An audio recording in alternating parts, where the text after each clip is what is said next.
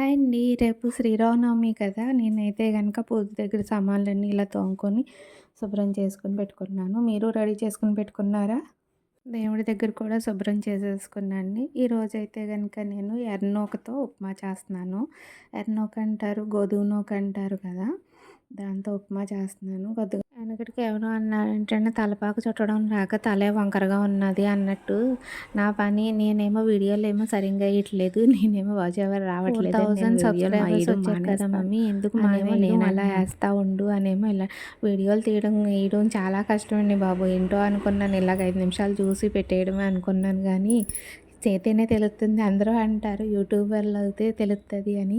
అది మటికి కరెక్టే అండి బాబు. చాలా కష్టం వీడియోలు షూట్ చేయడం, ఇంట్లో అన్నీ చక్కబెట్టుకుంటా మళ్ళీ ఇవి కూడా చూసి ఎడిటింగ్ చేసి అన్నీ చేసి వాయిస్ ఓవర్ ఇచ్చి అన్నీ పెట్టిలోకి తల ప్రాణం తోక్కొస్తుందండి. అంతే కదా!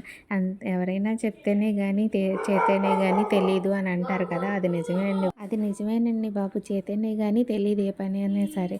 ఇంతకీ నేను ఉప్మా ఎలా చేస్తున్నానో చెప్పలేదు కదా! ముందుగా అయితే తాలింపులన్నీ తీసుకొని ఫ్రై చేసేసుకున్నాను కదా! ఫ్రై చేసుకున్నాక గ్లాస్ నూకకి 2 గ్లాసులు నీళ్ళండి. గోధుమ నూక కదా, కొంచెం గోధుమ నూక కదండి, గమ్మున ఉడకదు. అలా చిన్న మంట మీద పెట్టుకొని మెల్లగా ఉడికించుకోవాలి.